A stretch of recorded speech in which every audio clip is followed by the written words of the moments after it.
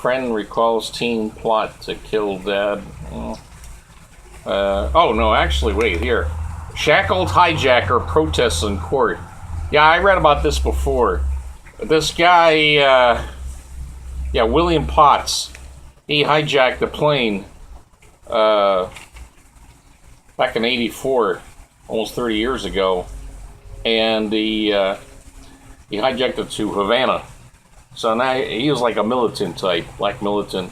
So he figures, oh, okay, I'll get to Cuba, and I'll be hailed as a revolutionary hero, and maybe they'll let me help them lead revolutionary movements overseas or abroad, wherever, like another Che Guevara. So he gets to Havana. First thing that happens, boom, they throw him in jail. 13 years.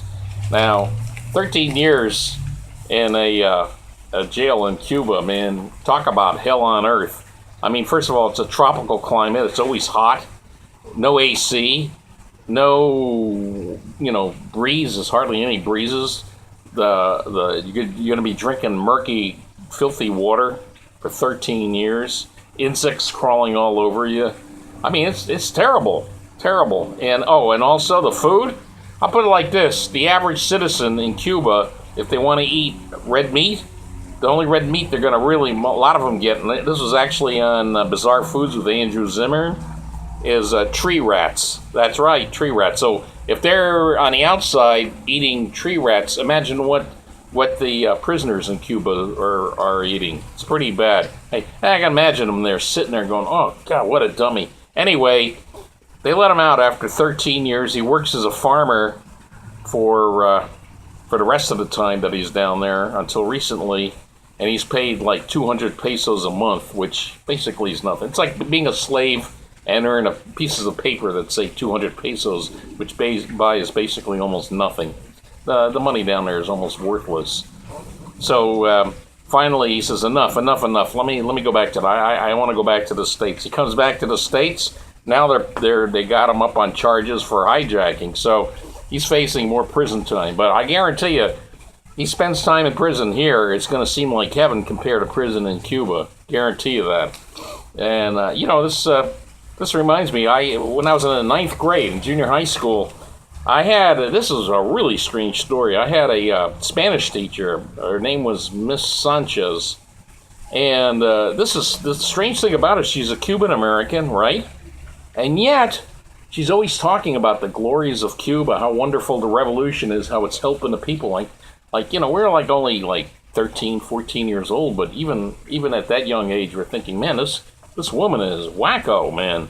And she's a Cuban American. You always think of Cuban Americans as being strong anti-communist, anti-Castro, but she's praising the revolution. So anyway, one day, she was gone. She just didn't show up, and we were told she's not coming back. And we found out a little later that she made her way down to Cuba. I guess she went roundabout to Mexico. However, she got to Cuba. And then a long time after that, a few months after that, we found out that when she got into Cuba, they threw her right into prison. Because, they probably figured like we did, like, what the hell? This doesn't make sense. A Cuban American, is going to be supportive of Castro. They put her in prison. I guess they figured she was a spy. Now, I don't know how long she was in prison. I don't know anything about her. I would be interested in finding out. But, imagine her spending like 10, 20 years in jail, and she's just beating her head against the wall. A hot, sticky prison. I mean, just unbearable to think about. Just like, what an idiot. Just banging your head against the wall. Idiot, idiot, idiot, idiot, idiot. How stupid was I? Idiot. And she was kind of a good-looking young woman, too. And so imagine 10 years in a Cuban, even just 10 years in a Cuban prison, man. It's going to take a big toll on you. She probably, if she was released, she came out looking miserable.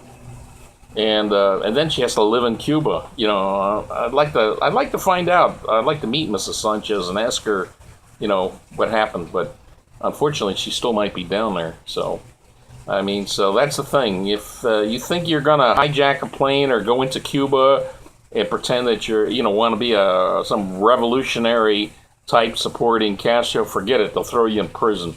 The only time they'll treat you really good is if you're like a celebrity, like Oliver Stone. Yeah, and go down there and praise Castro. Then they'll just use you. And by the way, even they'll really use you, because if you go down there, you're supportive of voice support of Castro. They'll more than likely, whatever hotel room you stay in, is everything you're doing in there is being taped. So they've got blackmail material on you. Yeah, you got to ask Steven Spielberg. Hopefully he didn't do anything wrong when he was down there. He's sort of supportive of Castro too, which is really bad. All right. Anyway, moral of the story: don't go to Cuba expecting to be a revolutionary hero. It just ain't going to happen. So